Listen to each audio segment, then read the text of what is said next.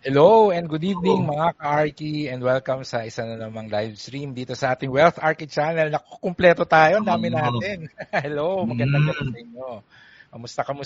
Kamusta Marion?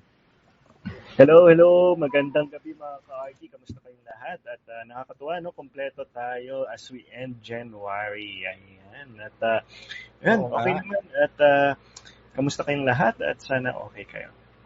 Yan. Oo nga, no? Ngayon ko na-realize na mag-i-end na pala yung January. May mga kilala ko, bagal na bagal sa January. Kasi siya sabi na, January pa rin. Ako naman, hindi ko na malayan. January 30 na pala.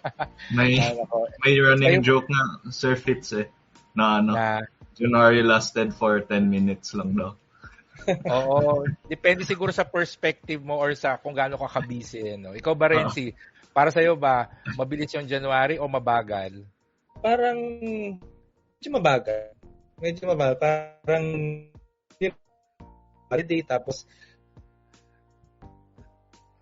parang internet mo rin. Medyo akin ba yun? Parang January 56. Ayan. Anyway. Palit tayo. Okay. Kamusta, Jendi?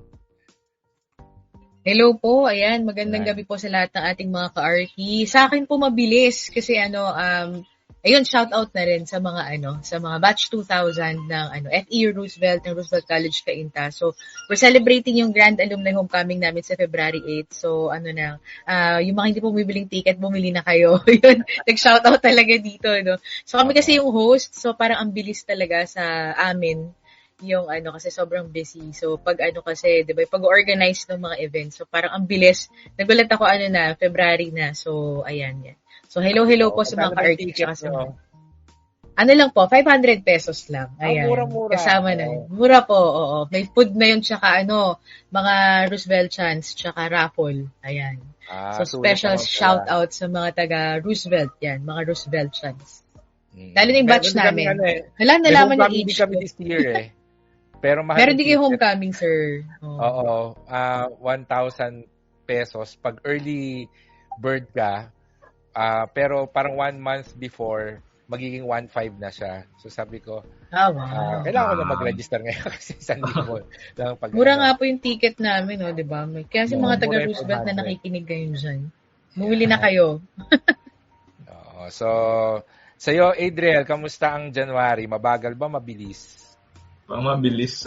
Hindi ko na Feb na dahil sa daming kailangan gawin sa trabaho. Oo. Yeah. Usually talaga pag busy, hindi mo na mamalayan yung oras Pero I don't think ibig sabihin tamad ka kapag nababagalan ka sa January. Kasi siguro sa na lang yun, sa perspective mo. Ako napapansin ko, specifically sa isang araw lang, kapag meron akong kailangan gawin buong araw, parang nababagalan ako kasi siksik. Pero kung marami akong iba't ibang bagay na ginagawa dun sa isang araw, pero meron na akong pahinga pagdating ng hapon or ng gabi, yun, parang mabilis. Kasi bigla kang magpupos gabi na pala, na sobrang busy, ang bilis ng oras. Pero kapag siksik siya, parang ang bagal nitong araw na to, hindi pa ba matatapos to? Kasi ang dami ko pa kailangan gawin. Tapos parang ganyan. Welcome back, Renzi. Kamusta ang internet? Okay na? Mukhang kasing bagal ng January ko. Ayan. Anyway, shout out sa ating mga ka-Arky na kasama ngayong gabi. And of course, ito ang ating weekly live stream dito sa ating Wealth Arky channel. Sana ay nakasubscribe na kayo sa ating YouTube channel, youtube.com/wealtharky, and naka-like and follow sa ating Facebook page na facebook.com/wealtharky. Mag-subscribe kayo sa YouTube natin, kasi si Adriel ay nag-edit ng mga YouTube shorts. So makikita niyo yung mga bago nating mga content sa ating website. And also, Renzi, na-upload ko na yung mga top investment funds for 2024. So last week yung UITF, tapos kanina yung mutual fund. So in general ang iyong outlook pagdating sa investment funds this coming 2025?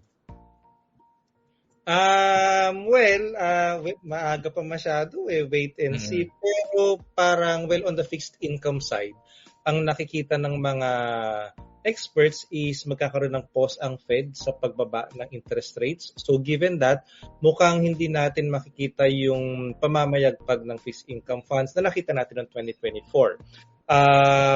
That's why mukhang aalagwa ang equities market. But kung local or offshore, nag-aantay pa rin sa local side ng corporate earnings kasi yung GDP print yung lumabas na GDP figures ng third quarter ay hindi kaaya-aya.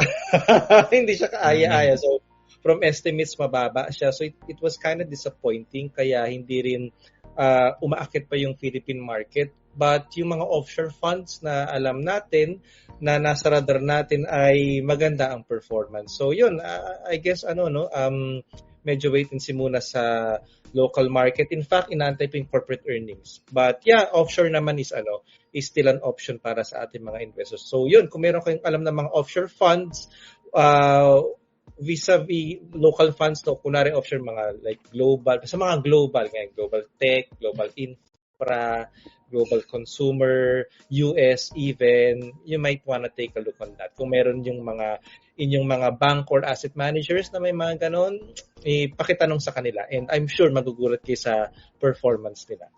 Mm-hmm. And I think kalabas lang ng balita na nag-decide yung Fed na magpo-pause sila ng interest rate cut. Na kita mo na ba yun?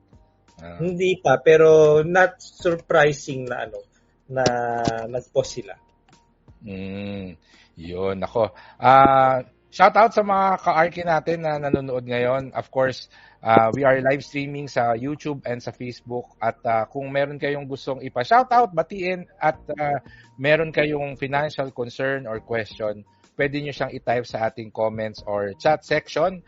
And kung gusto nyo ng priority sa pagsagot ng inyong tanong, pwede tayo magpadala ng Facebook star and super chat and super sticker sa YouTube. And of course, sa mga nanonood sa atin ngayon na baka mamaya hindi nyo matatapos itong live stream natin or gusto nyo panoorin yung mga past live streams natin, meron tayong mga replay videos na nasa YouTube channel. Mas madaling panoorin sa YouTube kaysa sa Facebook. So, tingnan nyo lang yung ating YouTube channel at tingnan yung mga past live streams at doon yung mapapanood yung mga replay videos natin. So, mag-hello muna tayo sa mga kasama natin ngayong gabi.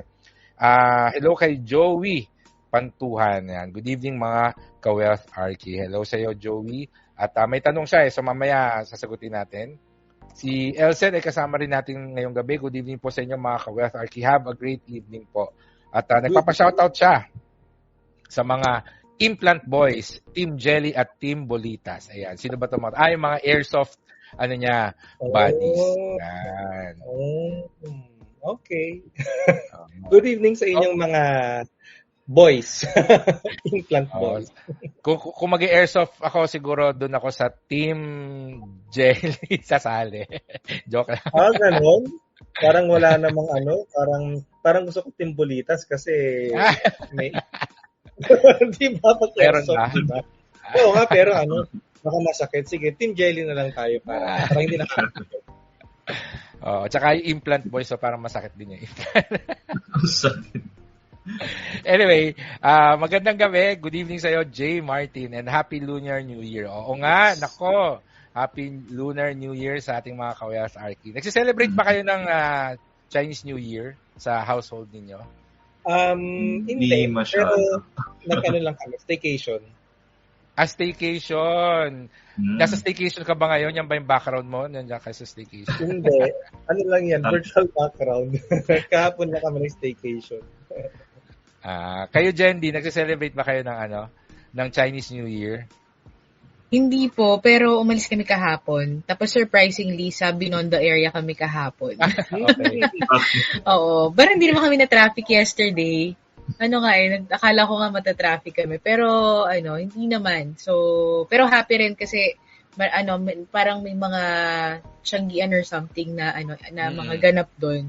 Oo, so yun. Pero hindi kami na-traffic So, sabi ko, ano ba talaga, Chinese New Year ba? Baka pala kasi, marami tayong mga Chinese friends na closed pala yung mga shops kasi nila kasi nga Yes. they're celebrating yung Chinese New Year kaya pala yun I remember so yun. Ako. Kayo ba, Mario? Lumabas din ba kayo? Kahapon, ma-share ko lang sa traffic. Kahapon traffic din sa may bandang MOA. Apparently concert ng Maroon 5. Yes, oo, may mga Ayun, friends ako na nanood. Ayun. Buti kilala mo yung Maroon 5. Oo nga kasi parang ang kilala ko dun UP Maroons eh. Ganun ba?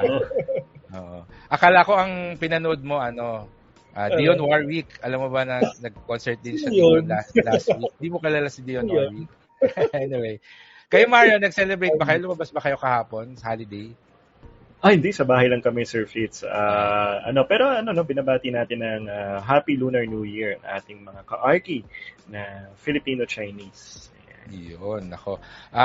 Ako, lumabas din ako kahapon pero hindi para mag-celebrate dahil meron akong meeting at saka consultation kay John Lloyd. Ayan, nakita kami kahapon ni John Lloyd. Hello and good PM Wealth Arky. Nagpapasalamat siya. Thanks for meeting me and my wife on a short notice. Biglaan short lang yung vacation ni John Lloyd dito so financial consultation siya. So, naisingit naman namin sa schedule namin. At sabi niya na, nakain ko daw yung cronut nung misis niya. Pasensya na. Ang sarap kasi na itsura eh. Yeah. So, nag-meet kami for merienda, coffee. And I'm happy na naging productive naman yung aming meeting. At nabigyan ko siya ng advice kung saan i-invest for 2025 and moving forward, no? So, syempre pinag-usapan namin yung mga financial goals niya at doon kami naghanap ng magandang